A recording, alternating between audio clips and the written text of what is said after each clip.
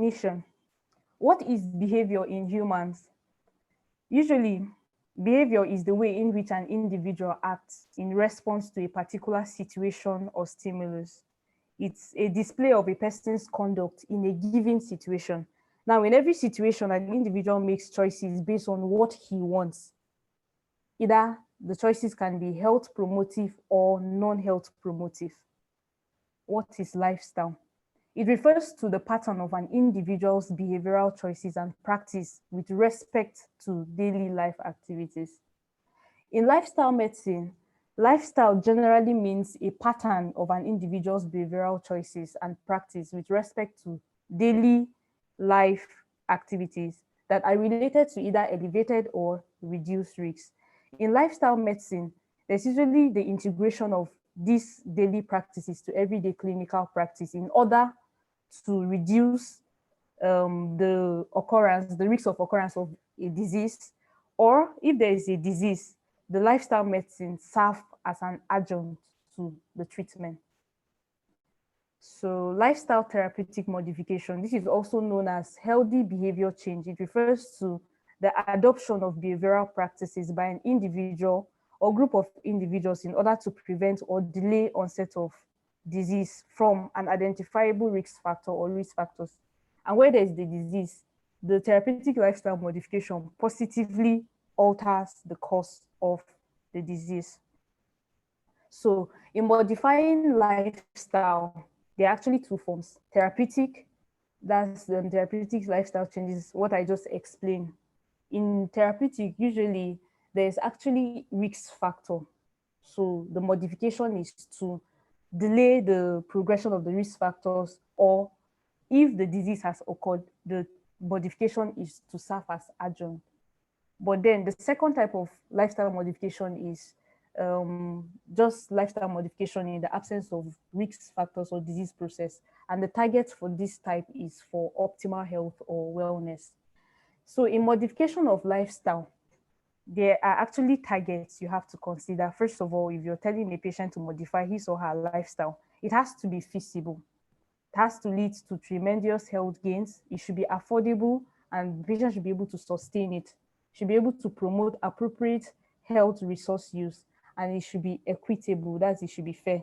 So take, for instance, a patient has diabetes, newly diagnosed diabetic patient, and then there's background obesity. So whatever lifestyle modification you tell the patient, you should think about the feasibility. You should think about how that the patient should be able to sustain, and it should be fair, not to maybe make the patient to just do like exercise for an entire week. Whatever target you have should be equitable. So there are factors that affect well-being. So from this chart, we can see that lifestyle alone affects 53% of well-being. So that's why lifestyle medicine or behavioral change is very important. Other factors, 16% genetics, environmental 21%, healthcare 10%. So let's talk about behavioral change theories. So from the materials I saw these 5 theories: the learning theories, problem solving model, relapse prevention model, social cognitive theory, and trans theoretical theory, which is also referred to as the stage of change theory. So we'll talk about these theories in the subsequent slides.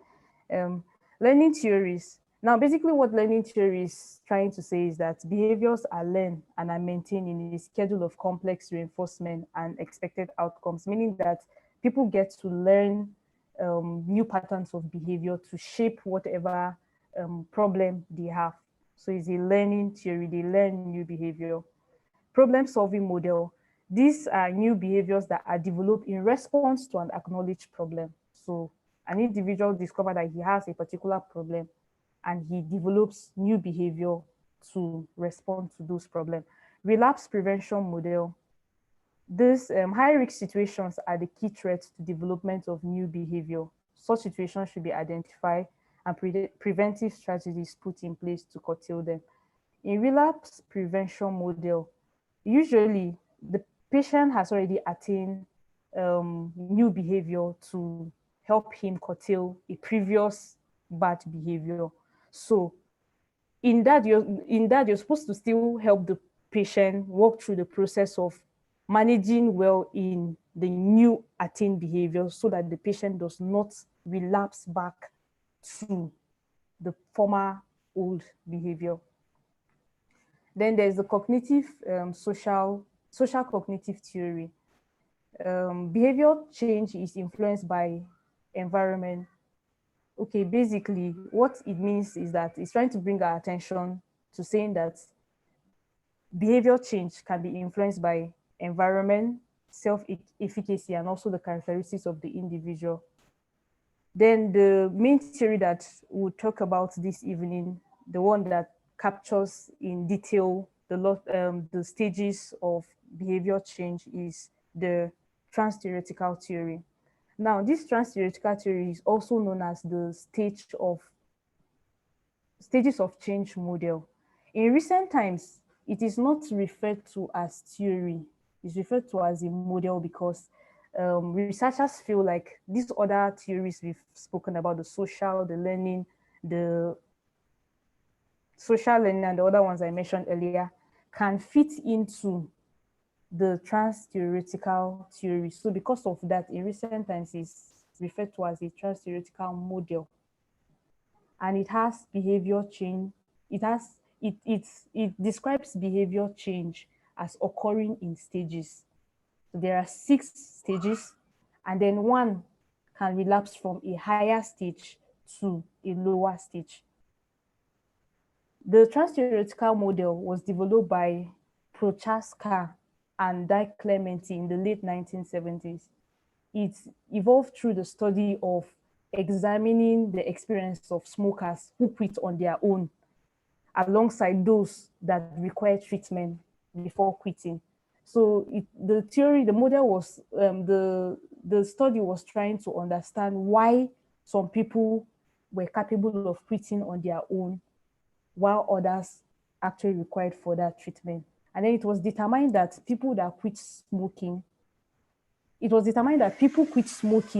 if they were ready to do so. So they realized that it has nothing to do with the treatment that was given. It has to do with the individual mindset. People quit bad behavior when they are ready to do so. Thus, in trans-theoretical model, it focuses on the decision-making of the individual and is a model of intentional change. The trans-theoretical model operates on the assumption that people do not change behaviors quickly and decisively, but rather behavior change would occur in a cyclical process, is gradual, and is usually continuous. So these are the stages of the change theory. That's the stages of the trans-theoretical model theory.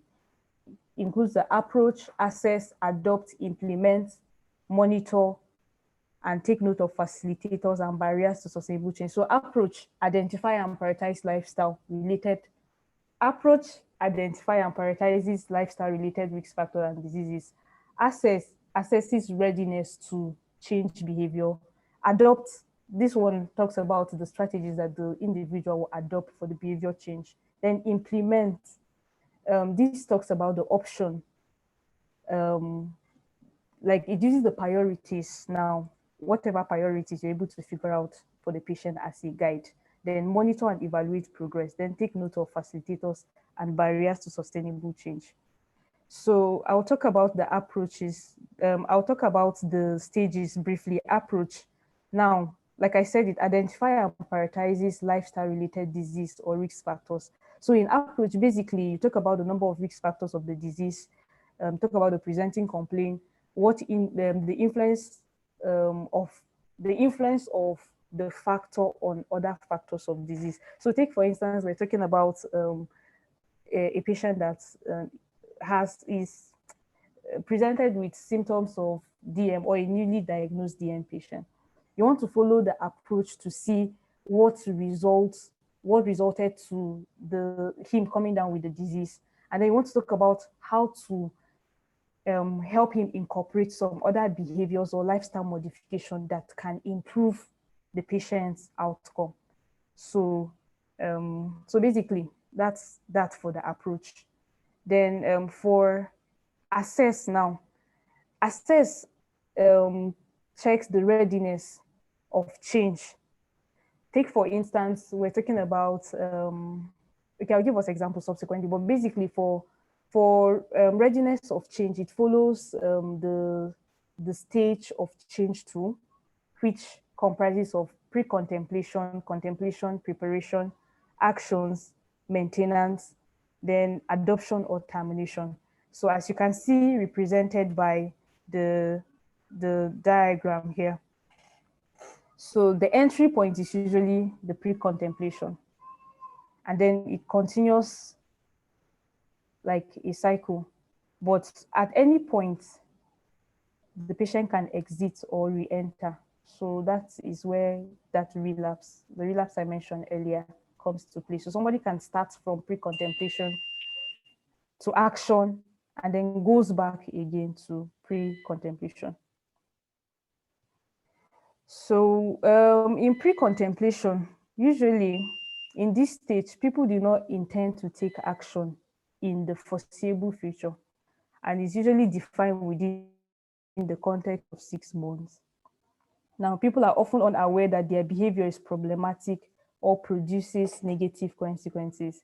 In this pre-contemplation stage, the individual underestimates the pros of changing the behavior and places too much emphasis on the cons of changing the behavior. In contemplation, the individual is intending to start healthy behavior in foreseeable future and is defined within the context of 6 months. In contemplation, usually the patient is now aware that his behavior is problematic and is now considering the pros and the cons and is considering changing his behavior. In preparation is also called determination stage. In this stage, the individual is ready to take action within the next 30 days, that's 1 month.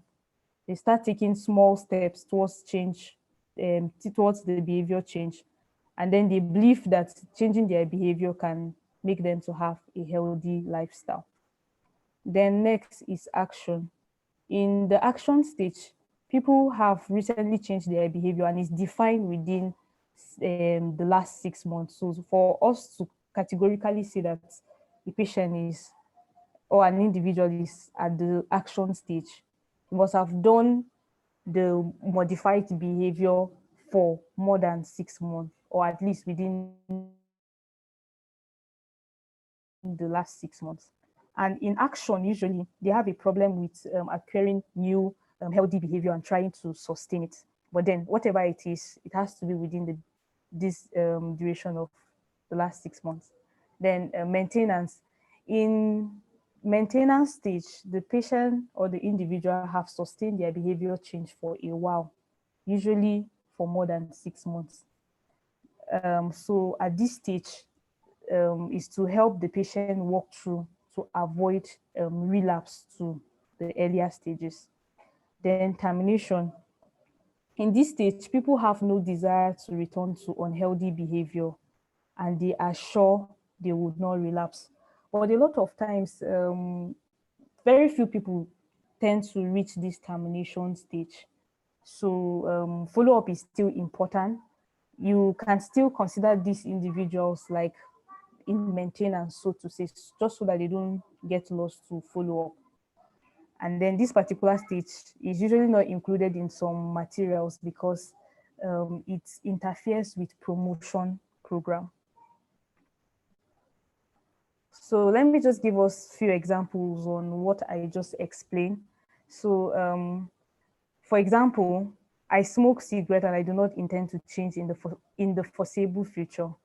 In this case, the individual is at pre-contemplation stage.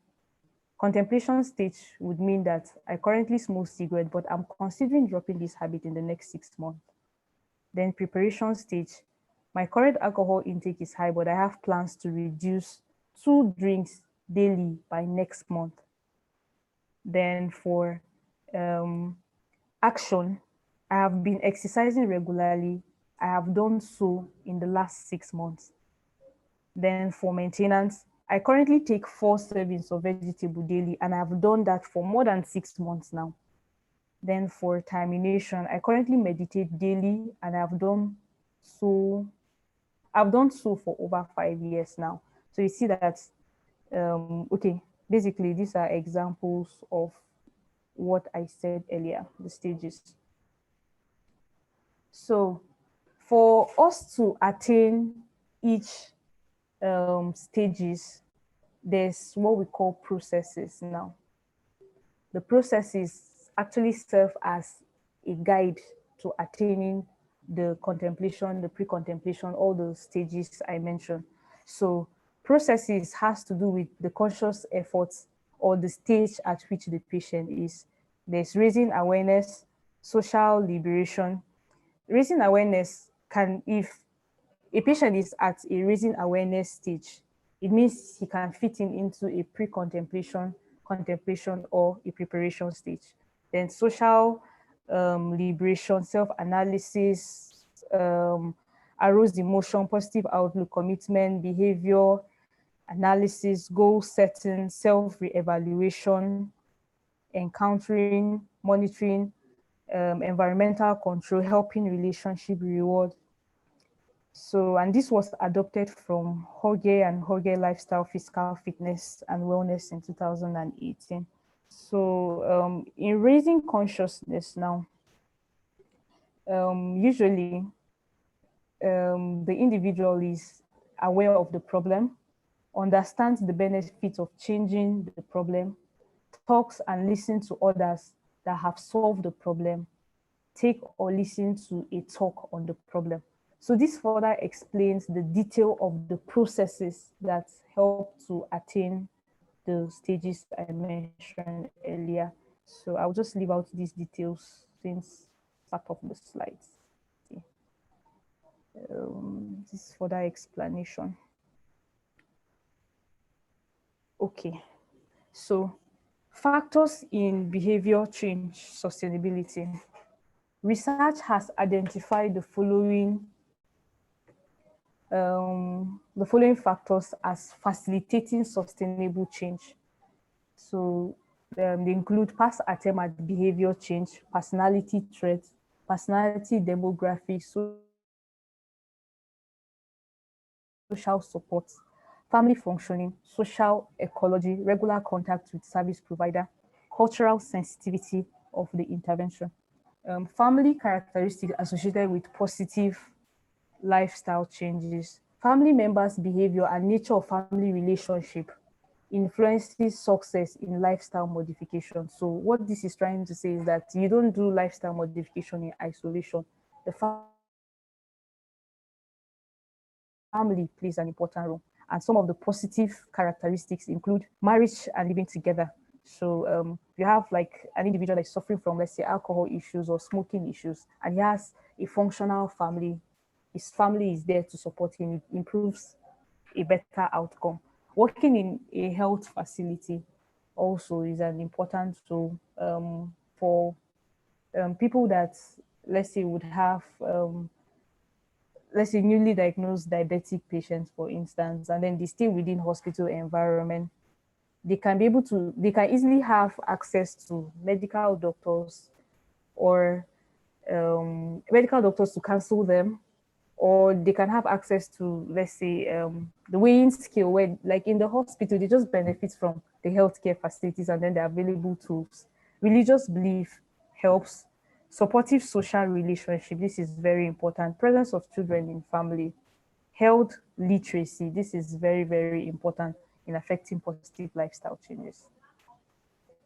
Now, strategic options. Remember, we spoke about the processes. We mentioned approach, assess. Then the next one was implementation, which has to do with strategic options.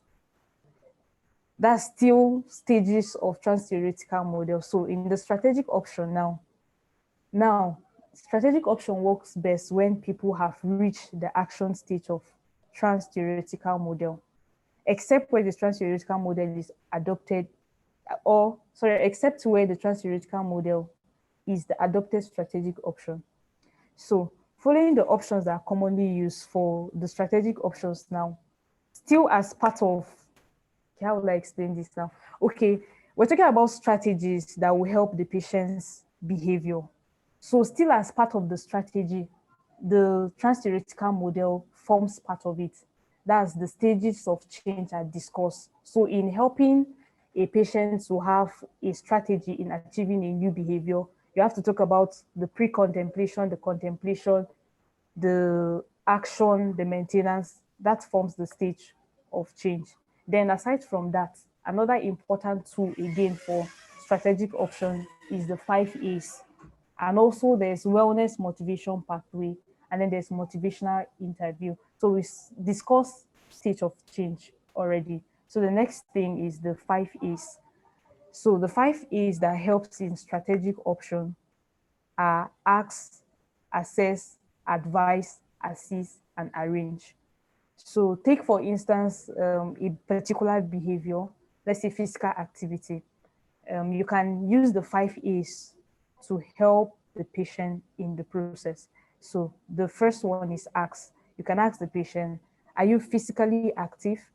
Assess. You want to know, okay, the interest in starting exercise. Does it include the readiness to change, the barriers to exercise, the experience with recent lifestyle change? So this access to can, this access and then the assess we talk about that has the pre-contemplation and contemplation are almost like the same thing. Then advice. This is where you advise the patient clearly on the physical exercise, provide information, you should not be judgmental. And then as much as possible, the advice should be individualized, should be personalized to the patient and then the particular symptoms or whatever the patient is presenting with. So take, for instance, an obese patient that you want him to work on his weight. So you know that depending on the age, you give a guided advice, and then depending on like depending on the kind of exercise, so it has to be specific. Then assist, you can offer relevant materials, you can offer relevant suggestion of the kind of exercise or whatever it is that would help the patient. Then arrange, this is very important. You can arrange for follow-up, or if it is not exercise, it has to do with let's say diabetes, you want to refer to the endocrinologist or whatever it is, you arrange either a follow-up or a referral. Then next is the wellness motivation pathway. So in wellness motivation pathway, basically there's an assessment which can be self-assessment by the patient and can be from a professional point of view by the consulting doctor. Define success, you set smart goals. You set goals, goals should be smart, should be specific, should be realistic, attainable and all. Then you should establish priorities and also take control. Approaches to behavior change, still motivational interview. Basically, in motivational interview, you show empathy, support self-efficacy, avoid argument, roll with resistance, develop discrepancy. So motivational interview, what are the principles? Open-ended questions, affirmation, reflective listening, summary. And then the key things once you're doing motivational interview is to empathize with the patient or the individual, talk about self-efficacy, roll with resistance, and develop discrepancy, like I mentioned in the previous slides. So next is implementation. So in implementation, still as this implementation is still part of the stages of that trans-theoretical model I mentioned earlier. So in implementation, you select a strategic option that is based on physician's experience. Implement using the prioritized list of factors and diseases as a guide. Start slowing and gradually advance as the client gains confidence and result. Build on client's existing experience with change, if any. You can start with a change in an area that gives maximum benefits, e.g. stress reduction habits. So the next stage is monitor and evaluate. So always have the patient or client set smart targets, so targets that are realistic, that can be sustained. Teach the client to reward self for small achievements. So if a patient achieves whatever set goal, he should be able to reward himself. That would further motivate the patient to carry on the new behavior or the new lifestyle. Take a habit at a time, but batch habits that could go together. Encourage and support, especially in the face of difficulties and relapse. Make use of factors that facilitate changes and minimize barriers to change. So, what is the role of family physician in motivating behavioral change? So, basically, I think this aspect of motivating behavioral change is primarily like a family physician responsibility. So everything I've said is actually the role of the primary care physician to help the patient walk through the processes of lifestyle modification and a behavior change. But then, as a 7-star doctor that we are, we're responsible for direct caregiving. So first of all, when the patient presents with that particular complaint or notice any behavior that he wants to change, you first of all present to you in your consulting room. So you're expected to be that caregiver, and then you're expected to help. Like, the role is to still give him the care and coordinate, help to in coordination. Basically, you treat when you can treat, you refer when you can refer to either, let's say, behavioral specialist or endocrinologist in the case of diabetes. Then be a communicator. Try to explain everything the patient needs to know about the particular behavior or the lifestyle he needs to modify. So basically, everything I've spoken about is communication, helping the patient through all the stages, the pre-contemplation and all that. So you communicate with the patient. Advocate too. As a primary healthcare, sorry, a family physician, as an advocate, you are actually like the authority for the patient's health. So you help him through the process and reassure him at every stage. Manager to help manage the health of the patient and advise when necessary. Research to further research on the patient's ill health or whatever lifestyle challenge he has, to give him better guidance. And then for some that would have some psychological issues or having problem with integrating to their community, the role of the family physician is there to help the patient to integrate properly. Then the family medicine tools we can use, I think we can use almost most of them, from the genogram, because sometimes some of these behaviors, let's say for instance smoking, the individual would have noticed that maybe he grew up in a family that is smoking, or maybe his grandparents, or is actually like a family problem. So the genogram will help you to know the source of whatever behavior issues or lifestyle issues the patient has. Um, family um, cycle, yes. Okay, gives us an idea, depending on the stage of the family. Family with teenagers, they can have maybe smoking issues or whatever behavioral issues that maybe they would have gotten from their peer group and all that. So it gives you an idea. And then several other tools. We will talk about it in our discussion. So let's go back to the case study before I conclude.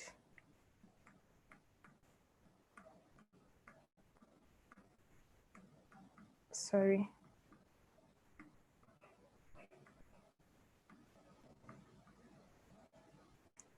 Okay. So this is our case study.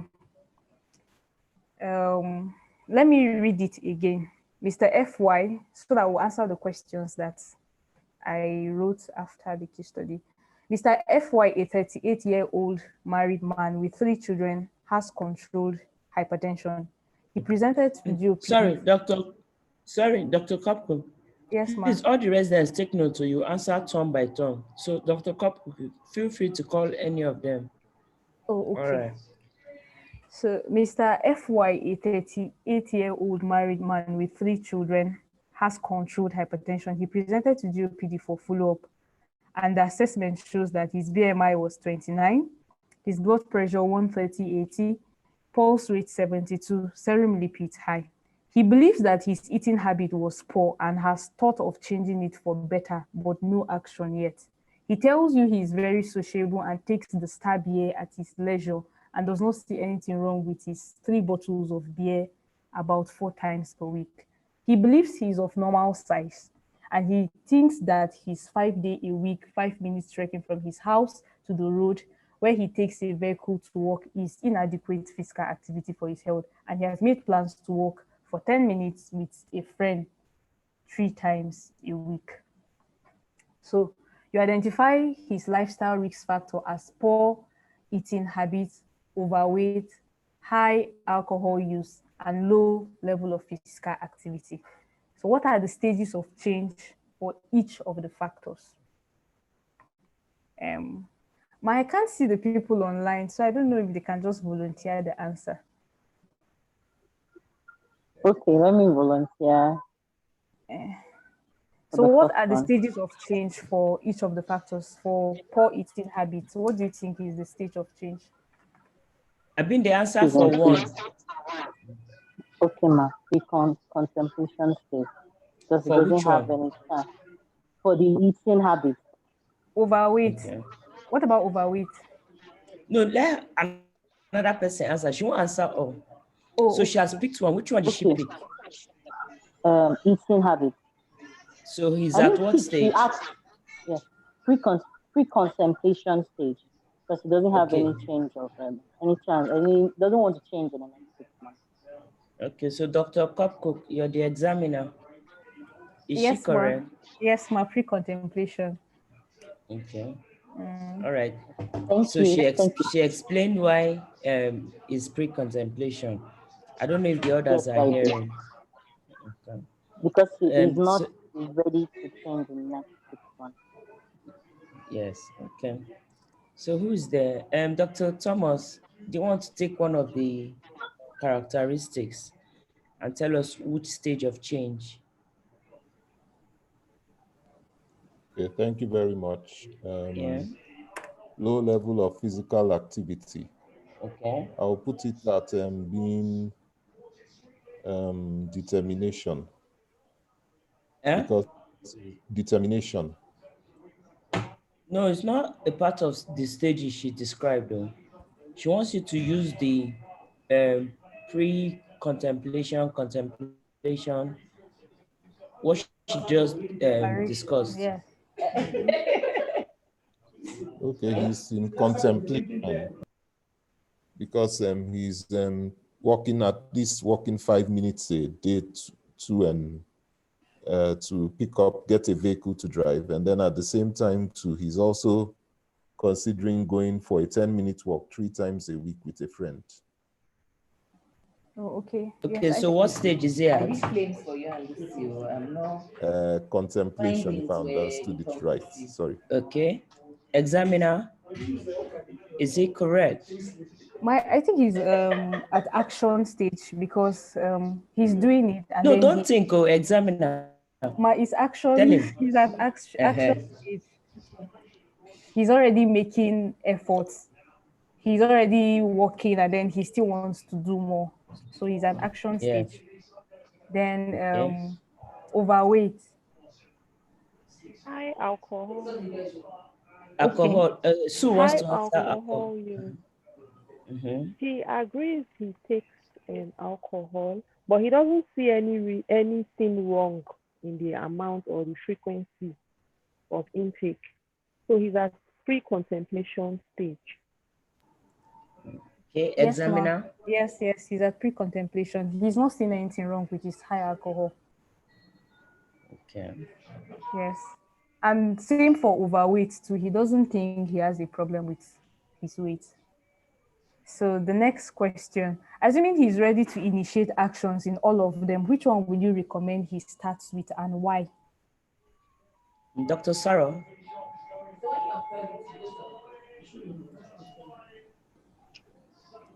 I would recommend that he starts with modifying his eating habit and social Why? lifestyle, Why?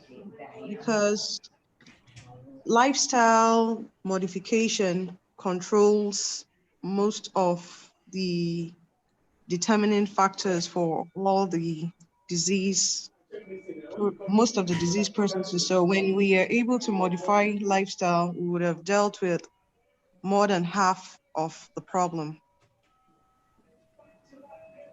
You're very sure of your answer? Yeah, that's what I think, ma'am. Okay, examiner. Okay, basically, remember I mentioned somewhere in the slides about motivating interview to motivate and encourage your patient if he attains a particular stage. So at this stage where the patient is, from the stages we've responded, the only one that is action stage is actually the exercise. So um to help him start, because both the exercise and every other thing we mentioned is still part of lifestyle. So is Yes. to ensure that okay, maybe I will start with exercise. That's what I'm trying to see. That's because he has attained action in that level. He's not Yes. at contemplation or contemplation. He's already at action. So that alone would further encourage him, and then the exercise can help also modify some other risk factors I mentioned. The overweight can help put that in check and all. So I think exercise should be what should be initiated first. The summary is you're going to start with the one he's most motivated into. That will give you an entry point to the patient. Dr. Saro, Yes, ma'am. imagine if you start from the alcohol that he has not even acknowledged is a problem. You're not going to have any win-win situation with him. So start with the one that he's most motivated to change. So Okay. So if you so decide to uh-huh. all right. If you decide to improve his confidence level to enable him address all the risk factors, which is the most suitable risk factor to start with and why? So if you're able to motivate him, which of the risk factor will you start with and why? Okay, the rest, Dr. Justice, Dr. Chude, let me see, are they here? Okay, they're not here. Sue has answered, right? Oh, so we have to go to the medical officers. You're also okay, somebody wants to answer, yeah? Somebody wants to save you, yeah. Actually, start with his diet. Um, Diet could actually take care of his weight and also, in a way, help by reducing his alcohol intake also. Okay. Okay. I would want to Examiner. well, maybe still following the initial answer we said, since he's motivated to start exercise, I would still emphasize on that exercise, followed by the poor eating habits, because at least the poor eating habit is at contemplation stage. So is to start with the action stage, then contemplation, and then pre-contemplation if possible. But I don't know if that is okay, or we can still start with the poor eating habits. You're the examiner now. Yeah, but that's okay. Okay. Okay. All right. So which one is going to be the most difficult factor to start with and why? I think the drinking habits, And the because it's not overweight, even, yes, because he's not seeing anything yeah, wrong. it's not acknowledging that it's Yes. the problem. So I think that would be the most difficult one. Okay. Then name two stage of change process that will be useful in alcohol.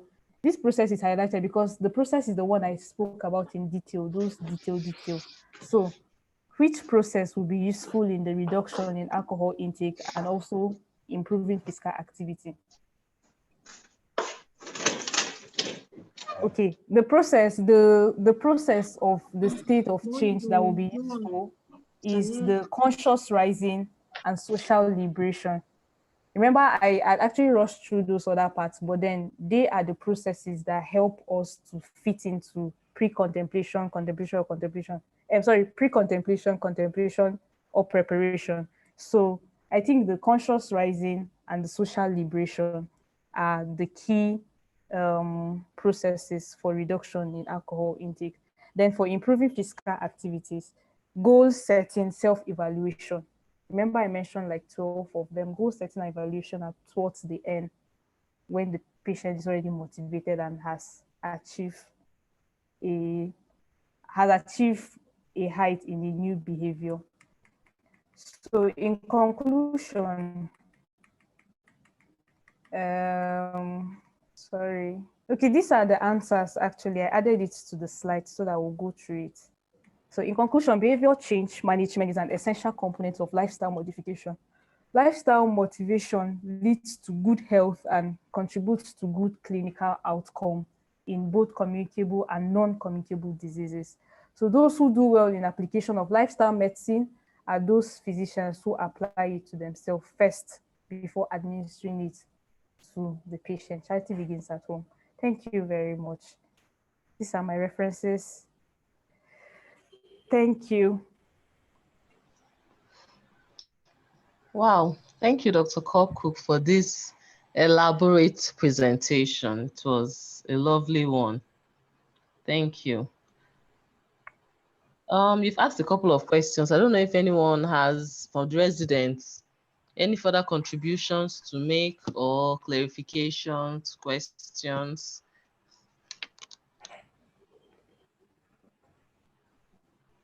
The floor is open. Or we understood everything?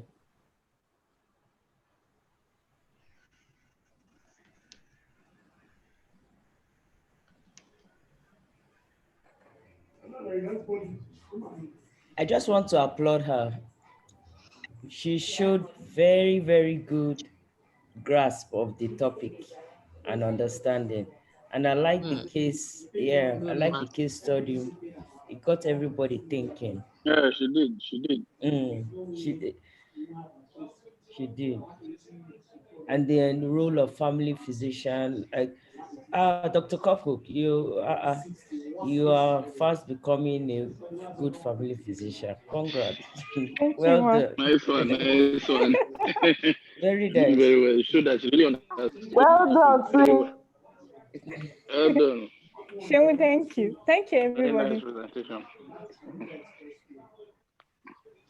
Okay, thank you. Okay, so nothing Actually, from the residents or medical officers. Please, from our chiefs. Does anyone have anything to say?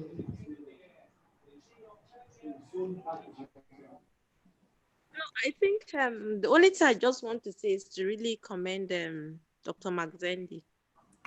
She really demonstrated a very good grasp of the topic, and that's the idea of the presentation and reading when you're asked to present, because it means even without this, at any point, for me, that's what she has demonstrated, that at any point when you ask her a question, she would be able to talk about it. And the trans-theoretical change theory is a topic that will always come. I think Dr. Igbase was asked that topic during the mock exams when he was preparing for part 1. I think he told me the story of his own experience. So it is a good topic. So I think Yes, ma'am. Very true. Very true. yes. So those of us that probably among the medical officers, the other junior residents, we should, you can, if you are confused about that, you can always meet any one of us, or even the chief presenter of today. She has done very well. Honestly, I'm very happy with the presentation. Thank you very much, Makzendi. Thank you, Ma. Okay, thank you, ma'am. Is there any other contribution so we can round up? It's almost 9 p.m.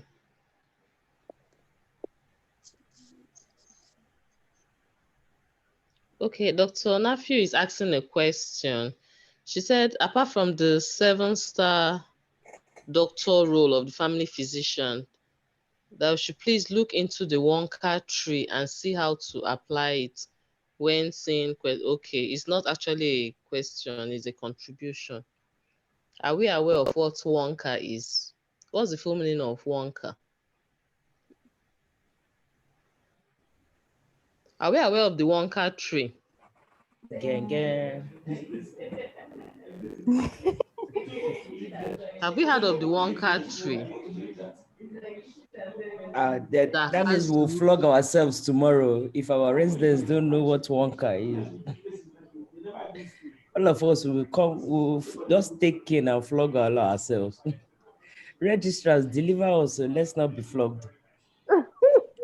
Wonka is What is Organization of Family Doctors.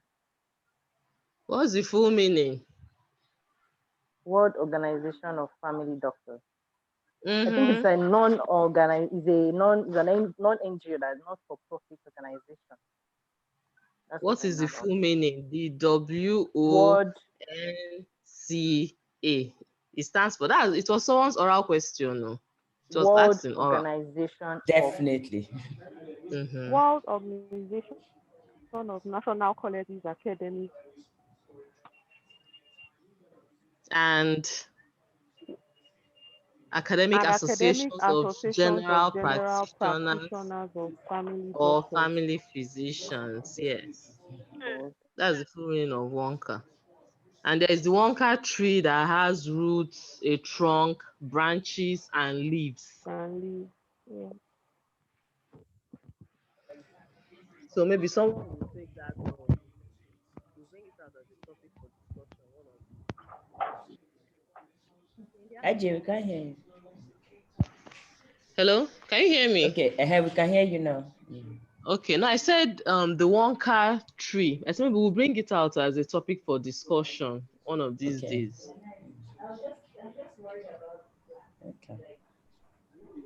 Okay, so in the absence of any other questions or contributions, I think we can call it a wrap. Thank you.